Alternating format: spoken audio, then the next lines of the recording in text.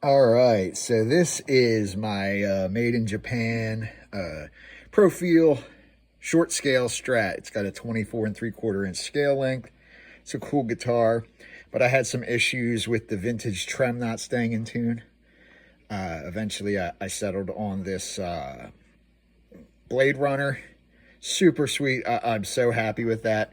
The way that it's firmly attached to the body, it's just way more stable because it's got this flexible like leaf spring almost in between it that allows it to move.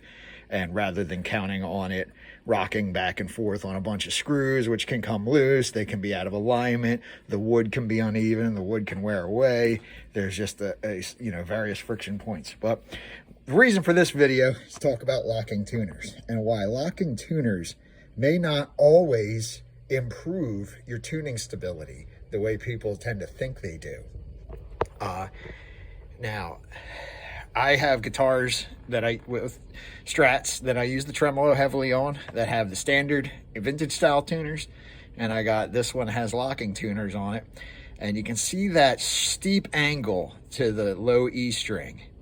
And if when I put new strings on this and I go hit and dump the bar, it comes back up and the E string will be, as much as nearly half a step higher out of tune. The reason for that is because when you dump the bar, the string relaxes and moves this way. And then when you pull the bar back up, it catches on the nut, and that tension, that relaxation is back here, and this part, the playing part of the string is tighter, and you end up with a sharp string. And that ends up making the rest of your strings flatter, which makes the difference even worse. So something to think about when getting locking tuners is the height, the angle you want. On normal tuners, you can wind up the post if you want. Eddie Van Halen did that on his first Frankenstein Strat. He wound the E and A up.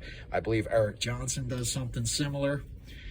Or you can get, full height locking tuners. Or ideally have a full height tuner at the first couple of strings.